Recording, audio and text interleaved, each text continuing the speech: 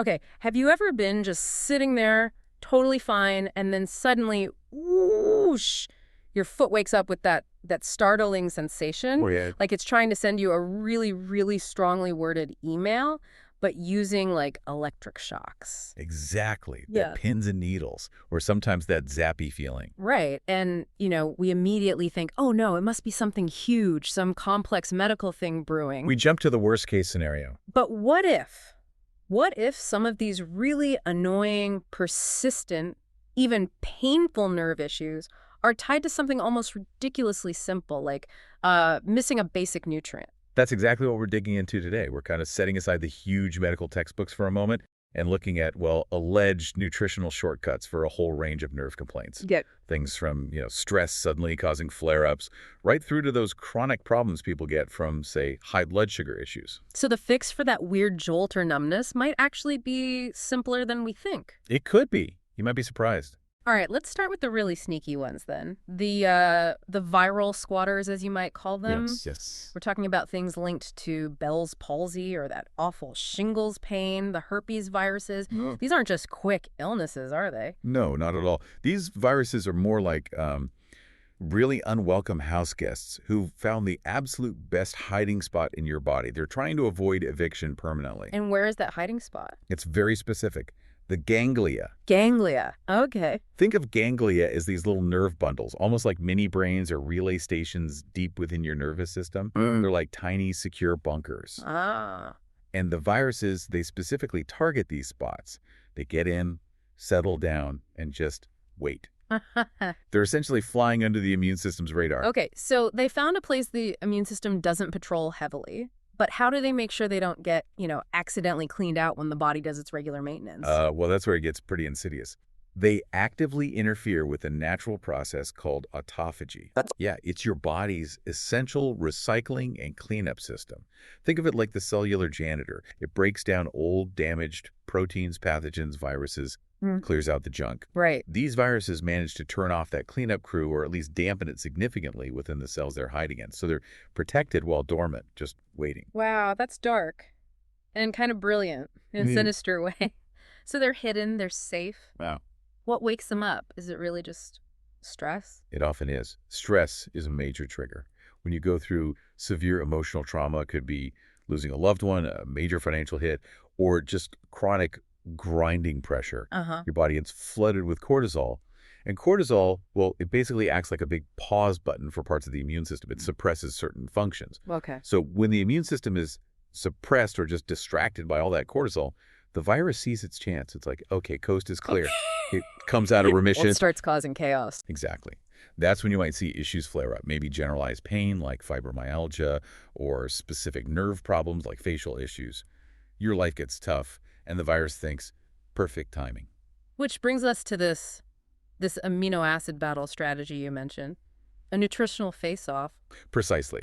These particular virus families heavily rely on an amino acid called arginine. They absolutely need it to reproduce to build new copies of themselves. Arginine. Got it. But, crucially, arginine has to compete to get into your cells. And it competes with another very common amino acid, lysine. Ah, okay. So if arginine is the virus's food, lysine is like the bouncer at the club door trying to keep it out? That's a great analogy, yes. Yeah. But you can't just send one bouncer to deal with a potential viral outbreak, right? Probably not. Need a whole security team. Exactly. To try and push the virus back into remission, the idea is you need to flood the system with lysine. We're talking significant amounts here. How much are we talking? The suggestions are often in the range of 1,000 milligrams up to maybe 3,000 milligrams of lysine taken daily for a period. The goal is to create this nutritional blockade, essentially starving the virus of the arginine it needs. But of course, this needs to happen alongside efforts to actually reduce the stress that triggered it in the first place. Makes sense. It's incredible how these things can hide. Okay, so let's shift gears from these viral stealth attacks. What about when the nerve wiring itself just seems to be failing, like simple structural issues? Right. That brings us to the problem of, well, poor insulation. Think about any electrical wire it needs, that protective coating. Nerves have something similar called the myelin sheath. It's this outer layer that protects the nerve and, crucially, allows those electrical signals to transmit super fast and efficiently. Like the plastic on a power cord. Exactly. Now, if that insulation starts to break down or deteriorate, Signals go haywire. precisely, they misfire, they slow down, or they just don't get through properly. Hmm. And the main nutrient needed to maintain and support that myelin, it's vitamin B12. B12. So if you become deficient in B12, that's often when you start getting those really unpleasant electric shock sensations or that spreading numbness and tingling, the barrier's failing. And then there are those really localized problems like carpal tunnel syndrome, that wrist pain thing. Yeah, very common. And interestingly, that's often linked back to a potential deficiency in vitamin B6. B6, just B6. That seems almost too easy for something that can be so debilitating. Well, it's a key factor often overlooked. It doesn't mean it's the only factor, but addressing a B6 deficiency can sometimes make a huge difference. Okay. And what about sciatica? That shooting leg pain. That's usually a disc in the back, isn't it? Usually, yes, it's structural, a disc pressing on the nerve. But there's a fascinating observation. Many people who have disc issues also happen to be deficient in copper. Copper, really? Yes. And this leads to a rather unique suggestion sometimes, not just taking copper supplements, but actually using a topical copper cream, Rubbing copper cream on your back for sciatica? rubbing it around the area where the sciatica seems to originate. Yeah. It sounds a bit strange for a deep structural issue, I know. Does that, I mean, can your body even absorb enough copper through the skin to affect a nerve deep inside?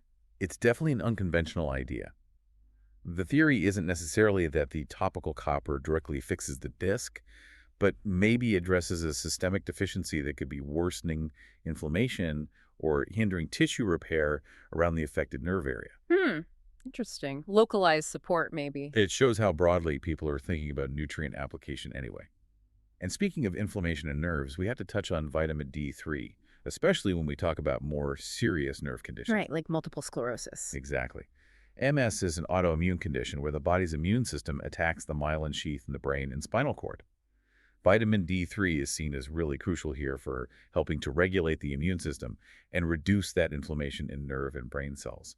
Now, I remember reading about some pretty extreme D3 dosages being used in research contexts. We should probably clarify that. Absolutely, that's critical context. Some protocols, like the Coimbra protocol, which aims to put MS into remission, involve using massive, medically supervised doses of D3. How massive? We're talking potentially 50,000 to 80,000 international units daily. Whoa. Okay, so definitely not something for people to just try on their own. Definitely not.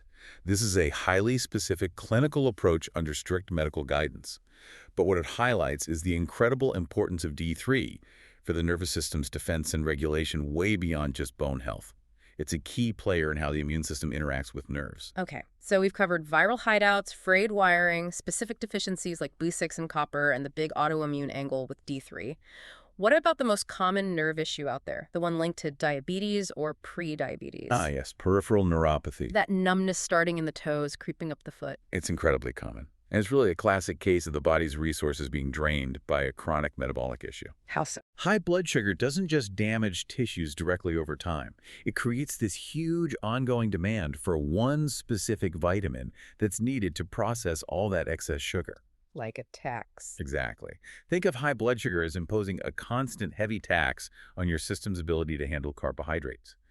The more sugar and carbs you eat, the more of this vitamin you burn through just trying to manage it metabolically. And the vitamin getting drained by this sugar tax is Vitamin B1, also known as thiamine. B1 thiamine. It's absolutely essential. It's a key part of the enzyme machinery that metabolizes carbohydrates efficiently. If you're diabetic or pre-diabetic, the sheer volume of sugar you're dealing with means you need way more B1 than someone with stable blood sugar. You just deplete your stores much faster. Okay, so B1 gets depleted, but why isn't just taking a standard B1 supplement always enough? Good question. When nerve damage, like neuropathy, has already started, the standard form of B1, which is water-soluble, often struggles to get where it's needed most effectively. That's why the focus shifts to a superior form, benfotiamine. Benfotiamine. What makes that one special? The secret agent, you called it. It's all about fat solubility.